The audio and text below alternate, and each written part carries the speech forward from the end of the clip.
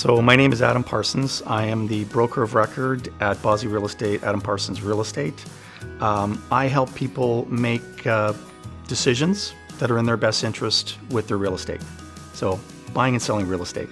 So I started in 1988. So 29 years ago is when I actually got my license. Got my broker's license about 5 years after that. I guess when I first started selling real estate, about 80% of my time was spent trying to get clients. And that's probably the biggest challenge when you get in this business is finding clients.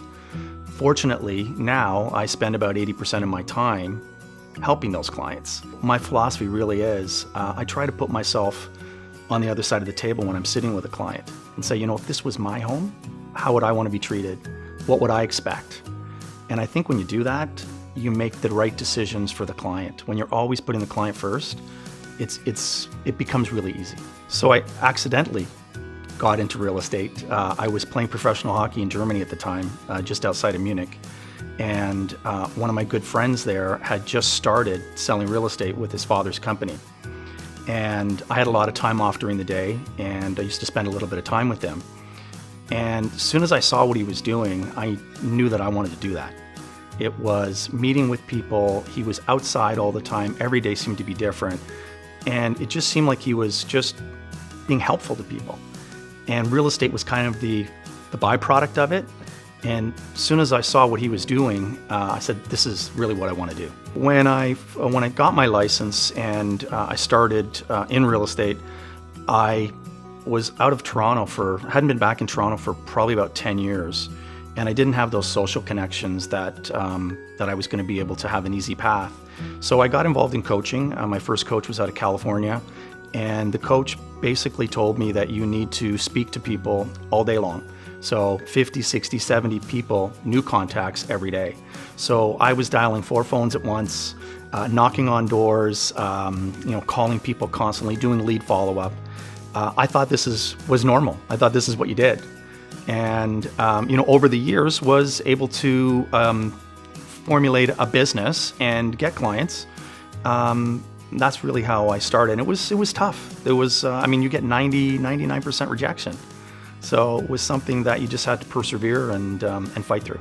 I think in the last probably 5 years, the biggest change in real estate for the way we service people and the way we do business is technology. Now we can sign contracts with DocuSign. I used to have people put it, in writing. I'd have to go over and they'd actually have to do hard copies. So when people were traveling, it was very difficult. Now they can sign contracts on their phone. Also with social media.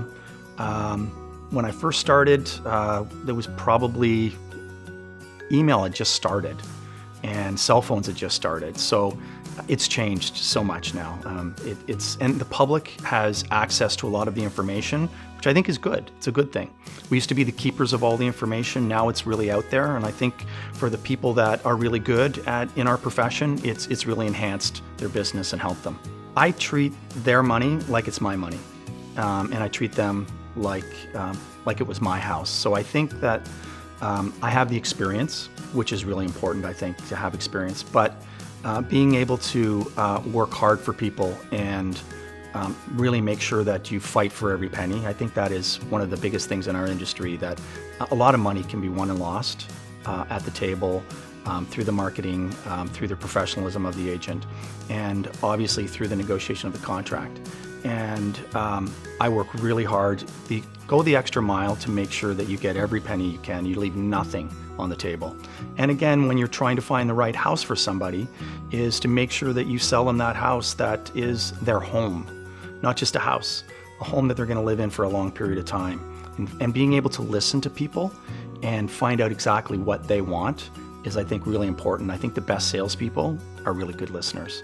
And if you listen to your clients and you provide what they want, it's just a win-win for everybody.